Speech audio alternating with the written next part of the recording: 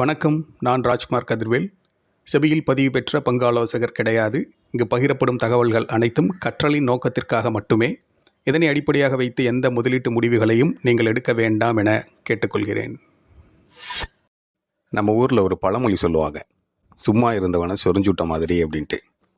சும்மா இருந்த புல்ஸை இந்த பியர்ஸ் பயங்கரமாக டீஸ் பண்ணிகிட்டு இருந்தாங்க ரீசன்ட் டேஸில். அதுலேயும் போன வாரமெல்லாம் ரொம்ப அதிகமாகவே இருந்துச்சு. மாட்டுடைய கொம்பை பிடிச்சி விளையாடுறது, அதோடைய முதுகு மேலே ஏறி பல்ட்டி அடிக்கிறது, வாழை பிடிச்சி தொங்குறது, இந்த மாதிரி பல சேஷ்டைகளை பியர்ஸ் பண்ணிக்கிட்டு இருந்தாங்க. இதெல்லாம் பார்த்து வெறுத்து போயிருந்த புல்ஸ் போன வாரம் ரொம்ப அமைதியாக இருந்தாங்க.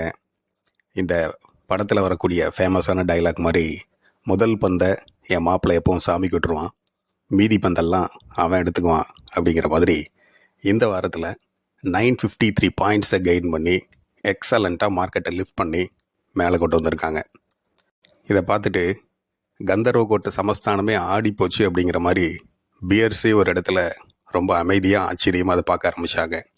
23,106 அப்படிங்கிற லெவலை கிராஸ் பண்ணும் பொழுது இப்படி சிங்கிள் வீக்கில் 953 பாயிண்ட்ஸ் கெயின் பண்ணியிருக்க புல்ஸ் அடங்காதவன் அசராதவன் அப்படிங்கிற மாதிரி பல சாதனைகளை செஞ்சுருக்காங்க.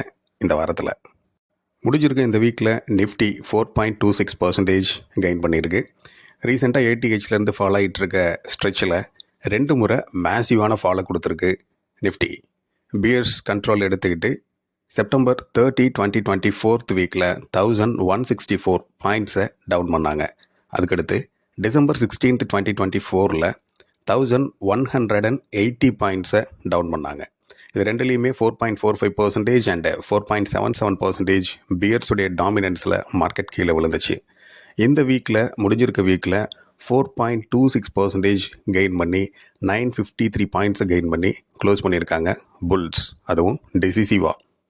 கோவிட்லேருந்து பார்க்கும் பொழுது February 1, 2021 இருக்கக்கூடிய அந்த வீக்கில் நிஃப்டி 9.46% கெயின் பண்ணியிருந்தாங்க. அதில் கெயின் பண்ண points 1289.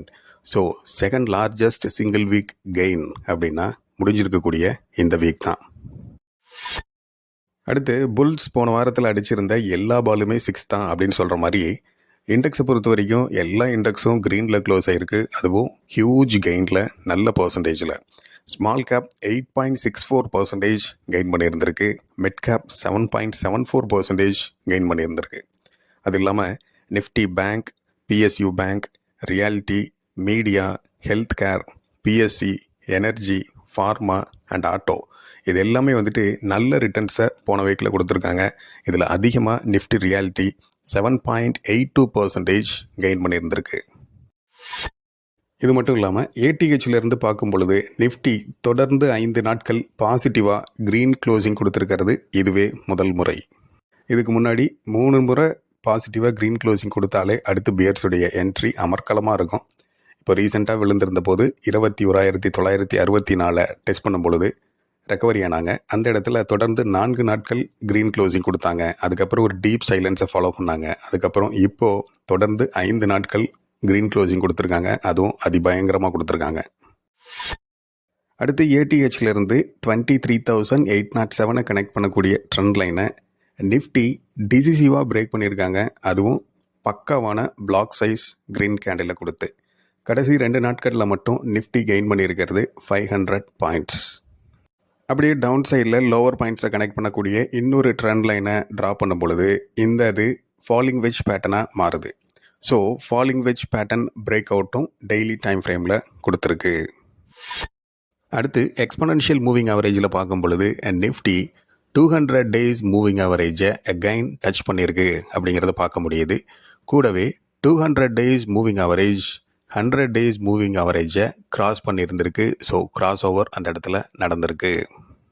100 days moving average 23,377, 200 days moving average 23,397.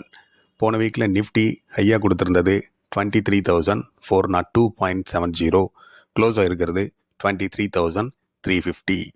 So 200 days moving ஆவரேஜை Nifty touch பண்ணியிருக்கு. கம்மிங் டேஸில் இதை டிசிசிவாக பிரேக் பண்ணி மேலே சஸ்டெயின் பண்ணும் பொழுது இது ஃபர்தர் ஹையை கொடுக்கறதுக்கு சான்சஸ் நிறைய இருக்குது. இந்த மாதிரி எத்தனை ஃபோர்ஸு எத்தனை சிக்ஸு அப்படின்னு சொல்கிற மாதிரி பல சாதனைகளை செஞ்சுருக்கக்கூடிய நிஃப்டியை இந்த இடத்துல இருந்து அப்சர்வ் பண்ணும் பொழுது என்னால் 3 லெவல்ஸை பார்க்க முடியுது. ஒன்று 24,120, 2 24,356, 3 24,840. அண்ட் அஃப்கோர்ஸ் இந்த லெவல்ஸுக்கு முன்னாடி நிறைய பொட்டன்ஷியல் ரிவர்சல் ஜோன்ஸ் இருக்குது. அது எல்லாத்தையும் ஃபைனலாக கன்க்ளூஷனில் சொல்லுவோம். போன வீக்கில் 953 பாயிண்ட்ஸை கெயின் பண்ணியிருக்கு அப்படிங்கிறத பார்த்தோம். இந்த 953 பாயிண்ட்ஸ் கெயினை என்னால் போல் ஃப்ளாக் ஃபார்மேஷனில் ஒரு போல் மாதிரி பார்க்க முடியுது. ஸோ வரக்கூடிய நாட்களில் அப்சைடில் ஒரு குறிப்பிட்ட லெவல்ஸை ரேஞ்சாக வச்சு ஒரு சைட்வேஸை ஃபாலோ பண்ணக்கூடிய ஒரு மார்க்கெட்டாக இருக்குது அப்படின்னா அது ஃப்ளாக் ஃபார்மேஷனை கொடுக்கும். ஸோ போல் ஃப்ளாக் ஃபார்மேஷன் பிரேக் அவுட் கொடுக்குது அப்படின்னா பிரேக் அவுட் பாயிண்ட்லேருந்து 953 பாயிண்ட்ஸை நம்ம அப்சைடில் எதிர்பார்க்கலாம். அப்படி பார்க்கும் பொழுது 23,402 ப்ளஸ் 953 அப்படின்னு பார்த்தா அது 24,356 இண்டிகேட் பண்ணுது. இதுவே ரீசெண்டாக கொடுத்துருந்த லோ 21,964லேருந்து இப்போது 23,402 வரைக்கும் 1,438 பாயிண்ட்ஸை கெயின் பண்ணியிருக்கு. இதில் இடையில ஒரு 7 to 8 ட்ரேடிங் செஷன்ஸ் ஒரு டீப் சைலன்ஸை ஃபாலோ பண்ண ஒரு நாய்ஸ், அதாவது ஒரு சைட்வேஸ் அந்த இடத்துல இருக்குது. இந்த ஸ்ட்ரெச்சை கம்ப்ளீட்டாக நம்ம வந்துட்டு ஒரு போல் மாதிரி வீக்லி கேண்டில்ஸில் பார்க்கும் பொழுது சைட்வேஸை ஃபாலோ பண்ணி ஃபர்தராக பிரேக் அவுட் கொடுக்குது அப்படின்னா அது 21,964 ப்ளஸ் 1,438 ஆட் பண்ணும் பொழுது நமக்கு கிடைக்கக்கூடிய வேல்யூ 24,840. அடுத்து ஃபோர்காஸ்டில் ஸ்பெகுலேட்டிவாக என்னால் ஒரு பேட்டர்னையும் இங்கே ஐடென்டிஃபை பண்ண முடியுது, இந்த போல் ஃப்ளாக் ஃபார்மேஷன் மாதிரி. அந்த இன்னொரு பேட்டர்ன் என்ன அப்படின்னா inverse head and shoulder pattern.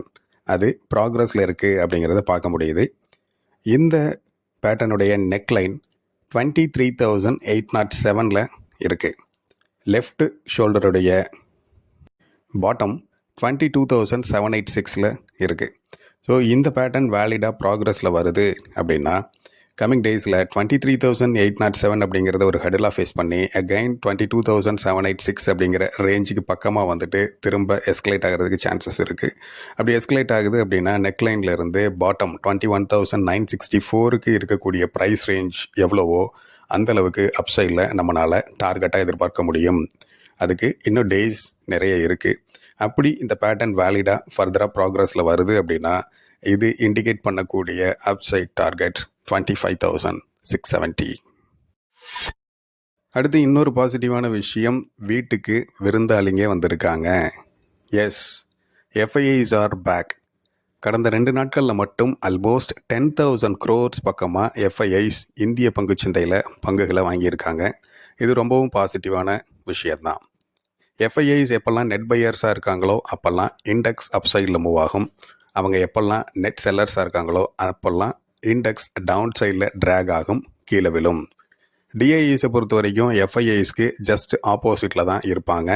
FIIs net பையராக இருக்காங்கன்னா இவங்க நெட் செல்லராக இருப்பாங்க. அவங்க நெட் செல்லராக இருந்தால் டிஐஐஸ் நெட் பையராக இருப்பாங்க. ஜஸ்ட் ஆப்போசிட்டில் தான் எப்பவும் டிஐஐஸ் இருப்பாங்க.